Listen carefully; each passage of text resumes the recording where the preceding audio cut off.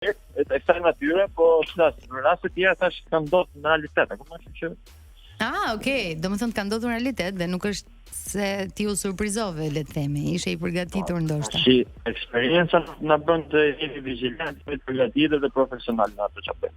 Me thënë të drejtën ishe shumë profesional, por edhe i kujdesshëm tek pjesa, por më thuaj të vërtetën, u trembe seriozisht. Edhe cilat ishin mendimet e para që po të vinin në kokë?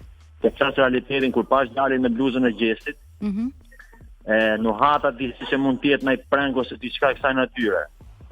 Po pastaj kur tenton marrin telefonin nga dora, dhe më tërhoqen për te makina, aty thash priti herë se sa sigurohu është prank, s'është prank, dihet se si ku përfundoj me ndaj bagazh pastaj, e kupton? Po. Edhe normalisht në bazë rregullore dhe prova duke mbrojt veten time, jetën time dhe me qëllimin kryesor për të neutralizuar veprimet e agresorit. Të gjithë kur pam videon patëm merak dhe frikë, le të themi, që mund të kishte ndodhur një tragjedi në ato momente. Kishe situatën emocionalisht nën kontroll, pra ishte një merak i drejtë nga ana e gjithë publikut kur pa diçka. Ja, unë s'kam pas asnjë farë dyshimi te vetja ime, i vetmi merak do kishte qenë nëse personat e protagonistë do kishin insistuar apo do kishin vazhduar me atë tendencën për të, le të themi, për të ushtruar dhunë. Edhe jemi në kontrollin e natyres, mund t'jeni që kamera që normalisht më bën që okay, that's it, domethënë s'ka nothing to worry, asnjë gjë për shqetësu. Por faktikisht siç e duket tek veprimet e mia, domethënë gishti im, sepse gishti është treguar shumë i madh me këtë situatë. Gishti im ka qenë gjithmonë i pozicionuar jashtë këmbës së anës.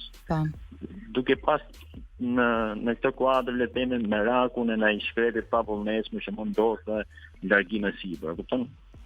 Kështu që për arsye sigurie gjithmonë kishte treguar mbas jashtë këmbës. Një detaj tjetër që na bëri përshtypje si publik gjithmonë ishte edhe fakti që sherri, le të themi, vazhdoi dhe pasi u tha dhe u mor vesh që ishte një kamerë. Jo. Pastaj ishte ajo post trauma e gjë, sa kupton se si mund të luhet me diçka kaq të rrezikshme, me këtë gjë, po. Sepse më që njeriu vendosur për fare një situatë aq të rrezikshme, që mund të ishte rrezikshme për mua dhe për çfarë protagonist, le të themi, po ndoshta edhe për kalimtarët të rastit.